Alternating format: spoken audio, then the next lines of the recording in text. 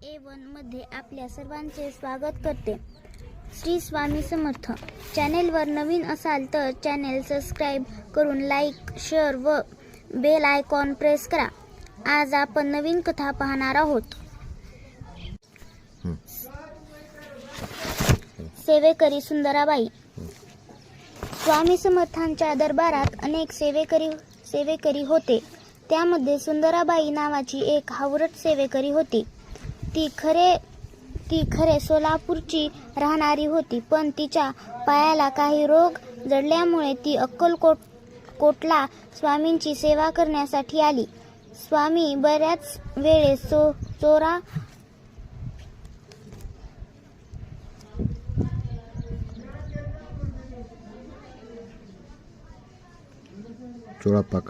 चोरापाकडेच असायचे. स्वामींची सेवा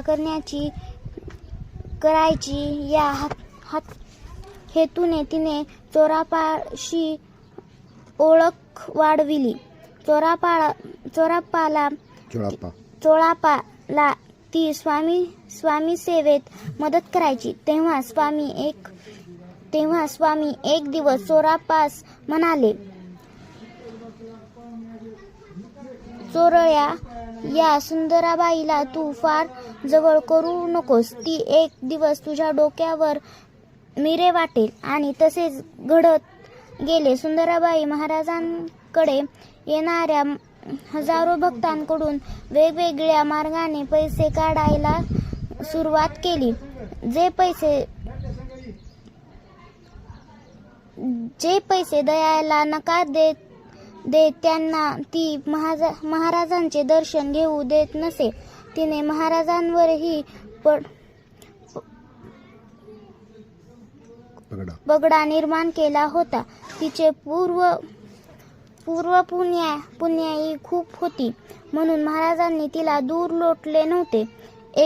एकदा एका भक्ताने सुंदराबाईला पैसे न देता महाराजांना स्वतः जाऊन पुढे पेढे भरविले. सुंदराबाई एकदम चवताळली. महाराजांकडे धावत गेली आणि महाराजांना सांगितले, पेढे खायचे नाहीत. सुंदराबाई महाराजांवर खूप अधिकार गाजवी. इतर सेवेकऱ्यांना आश्चर्य वाटायचे की स्वामी स्वतः दत्ता अवतार आहेत, तरी सुंदराबाईचे का ऐकतात.